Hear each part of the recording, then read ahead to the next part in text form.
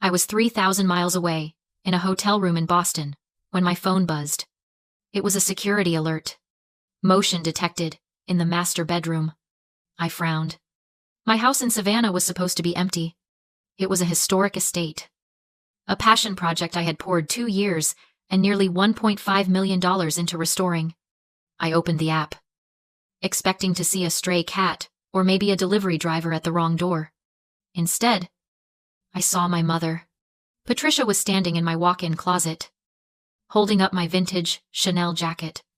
Behind her, my 3 sisters Ashley, Jessica, and Brittany were rifling through my jewelry box and pulling designer dresses off their hangers. They weren't just visiting.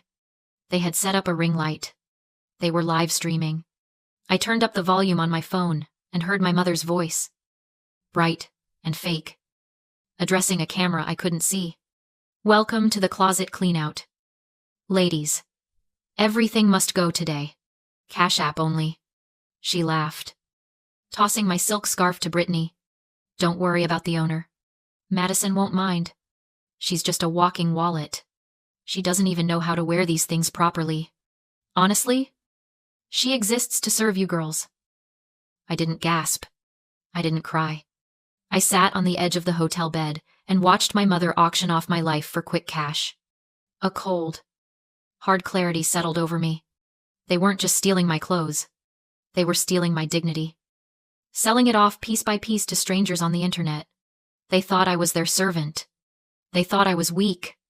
They were about to find out just how wrong they were. Before I tell you how I turned their greed into a federal prison sentence, drop a comment and let me know where you're listening from and what time it is for you right now. I'd love to know who's part of our community. I sat in the silence of my hotel room, the glow of the phone screen illuminating the dark. On the display, the live stream comments were rolling in faster than my mother could read them. Strangers were bidding on my life, and my family was facilitating the auction with the enthusiasm of game show hosts. I didn't scream. I didn't throw the phone. I watched with the detached precision of a forensic accountant.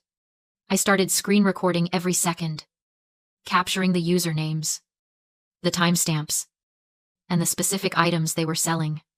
My vintage Cartier watch, the pearl necklace my grandmother left me, specifically me, not them. The limited edition architectural prints I had framed just last month. For years, I had been the silent investor in the business of their lives. I paid off Patricia's credit card debt when she overspent on vacations she couldn't afford. I covered Ashley's tuition when she decided to go to art school, which she quit 3 months later. I paid for Jessica's car repairs and Brittany's legal fees. I did it because I thought it was the price of admission for having a family. I thought if I paid enough, eventually, they would see me as a person, not just a resource. Watching my mother laugh as she stuffed my cashmere sweaters into a trash bag for a buyer named Bargain Hunter 88, I finally understood the mechanism at work. It wasn't just greed. It was something far more insidious. It was the trap of normalized cruelty. See, my mother didn't think she was stealing. If you hooked her up to a polygraph right now, she would pass. In her mind, she wasn't robbing a house. She was collecting dividends. She had spent my entire life normalizing the idea that my labor, my success, and my property were communal assets. She had dehumanized me, to the point where taking my things felt as natural to her as harvesting crops from a field she believed she owned. I wasn't a daughter to Patricia. I was an asset class. And when an asset isn't present to be used, you liquidate it. That realization was the final tumblers clicking into place in my mind.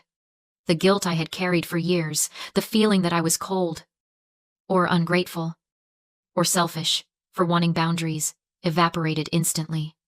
You don't feel guilty for evicting a parasite. You just call the exterminator. On the screen, the closet was mostly empty now. They had moved efficiently, stripping the shelves bare. But Patricia wasn't done. She wasn't satisfied with just the clothes. She wanted to make a mark. I watched as she walked out of the bedroom and down the grand staircase into the main parlor.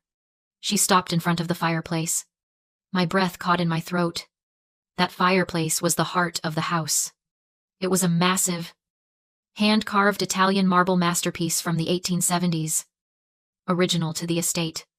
It was one of the primary reasons the property was designated a National Historic Landmark.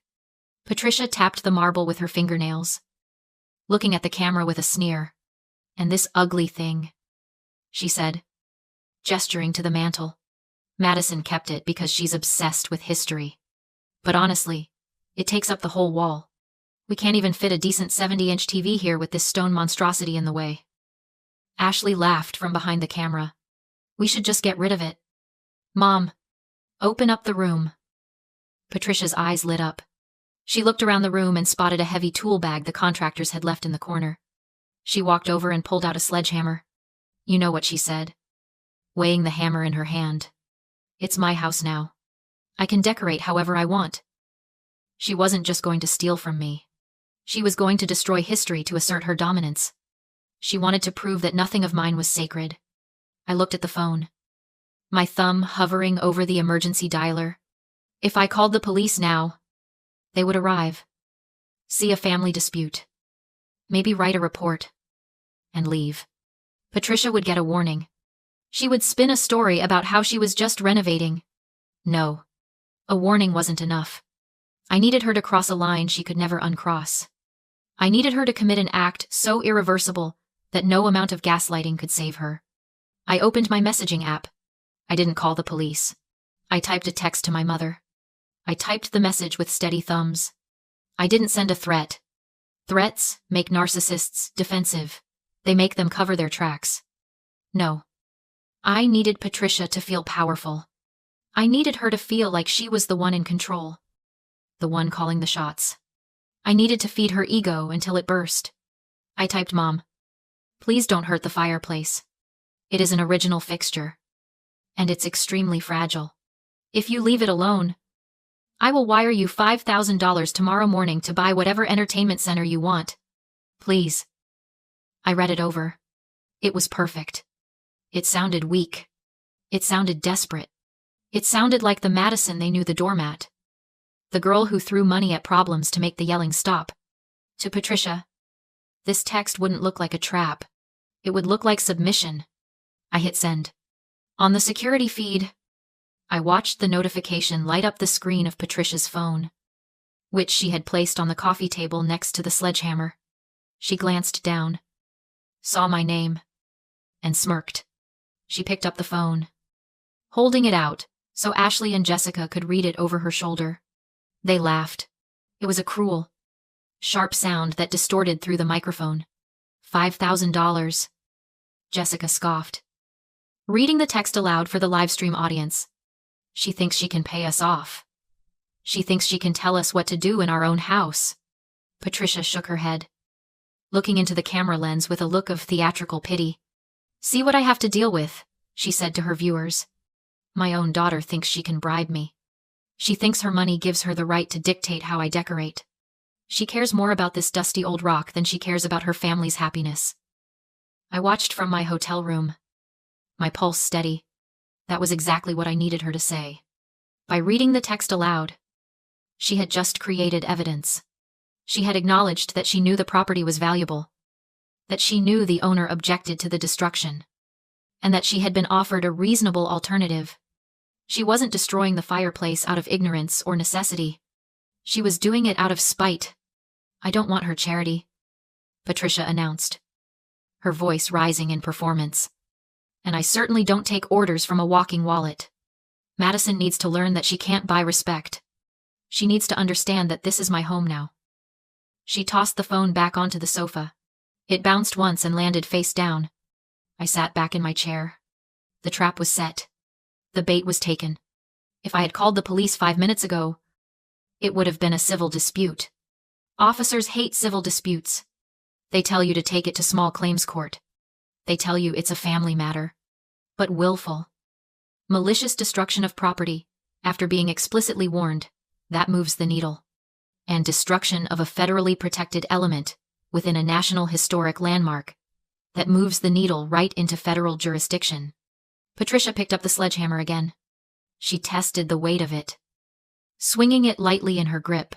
She looked at the fireplace carved by Italian artisans in 1875, Survived the Civil War era. Survived hurricanes. She survived a century and a half of history, and she didn't see beauty. She saw a target. She saw a way to hurt me that money couldn't fix. Get a good angle. Brittany, Patricia commanded. I want Madison to see this. I want her to see exactly what happens when she tries to control me. I leaned closer to my screen. Go ahead. Mom, I whispered to the empty hotel room. Swing. She swung. The sound was sickening. A wet, heavy crunch, as steel met century-old stone. The intricate carving of the cherub on the left side of the mantelpiece exploded into white dust. Patricia didn't stop. She laughed.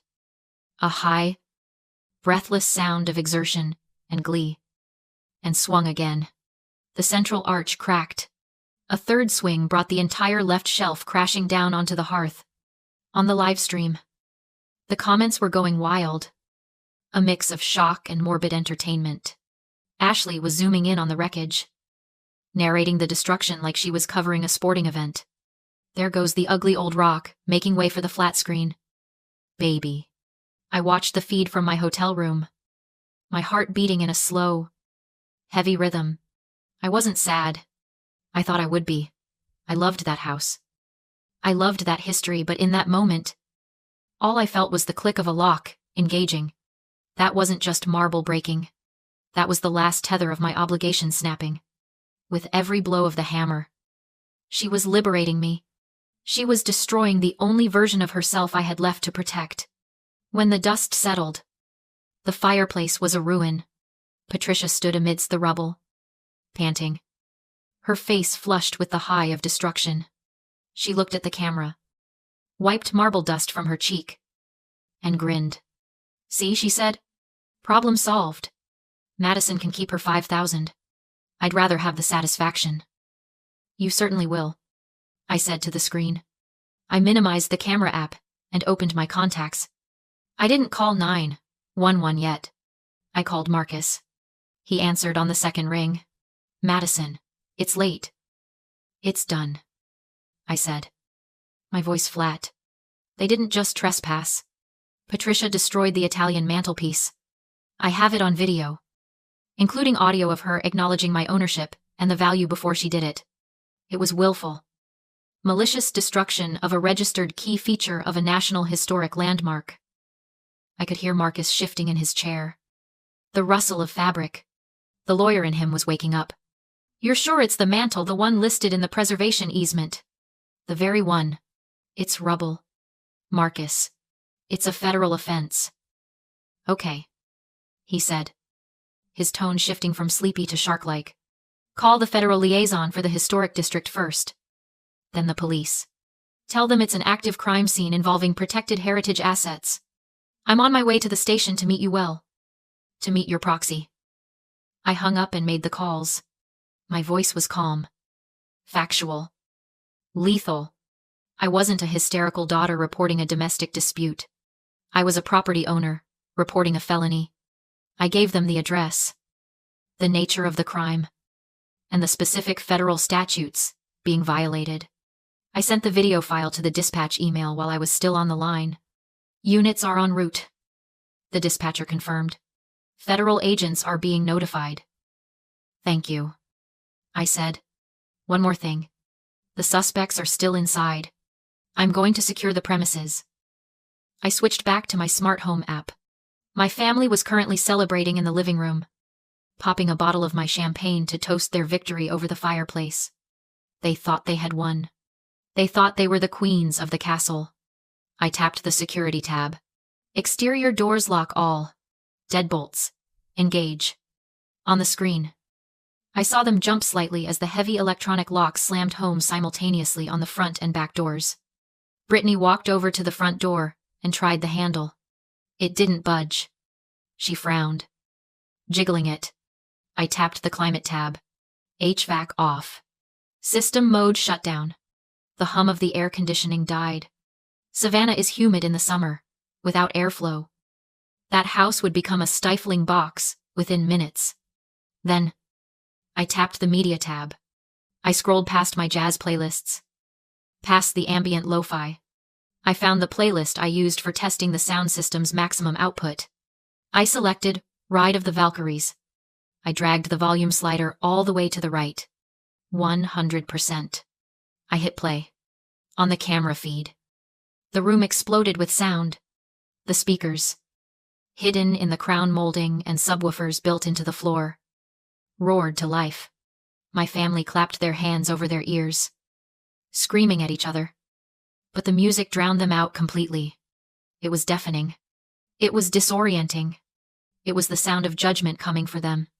Patricia screamed at Ashley, pointing helplessly at the smart speaker, as Wagner's opera blasted through the house.